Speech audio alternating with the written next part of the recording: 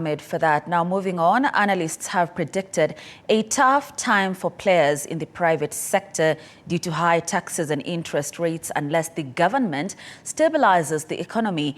Experts say the phenomenon will lead to job losses, which in turn will make even more Kenyans unable to meet their basic needs.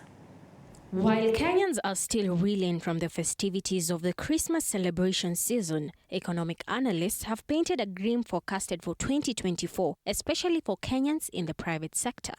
Kenya being a net importer, we are so susceptible to foreign exchange rate, in that if the exchange rate continues to depreciate as it is doing right now, we are expected to see increased prices of imported goods, which will consequently lead to an increase in inflation domestically. According to Stella Swekei from the Standard Investment Bank, many entrepreneurs may be forced to close shop due to heavy tax burden, which will lead many Kenyans to lose their jobs. We'll see the service sector, not the financial companies or institutions, trying as much as possible to match the rates of return, or to adjust inflation to give or to offer good returns to their investors or their clients. So this will mean that the government will have to lend or to give higher rates for the government securities. This situation may also be accelerated by the inflation in the prices of goods and service fees, which, despite the prediction that inflation levels will go down, the prices of basic commodities will still be out of reach for many Kenyans. So higher taxes, for example, in the Finance Act 2023, led to higher prices of fuel, and fuel is a very key input in most sectors of the economy.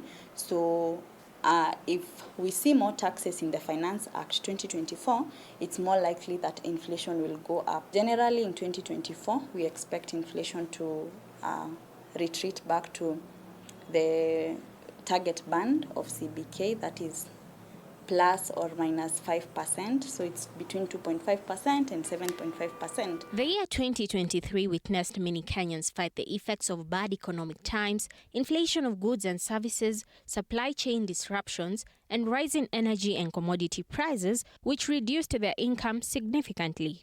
2023, we saw a relatively good supply of grain and food products given the relatively favorable weather conditions, but we are not certain on what will turn out in 2024. So this will either affect the prices of food products, either positively or negatively. However, in his New Year's message to Kenyans, President William Ruto said that this year, the nation will start to enjoy the fruits of his government's policies to fix the economy. Nataka niwaambie ya kwamba mwaka huu wa 2024 ni ile mwaka.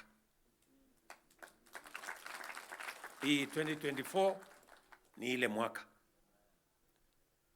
Na mimi nataka tena niwashukuru kwamba katika kupanga haya mambo yote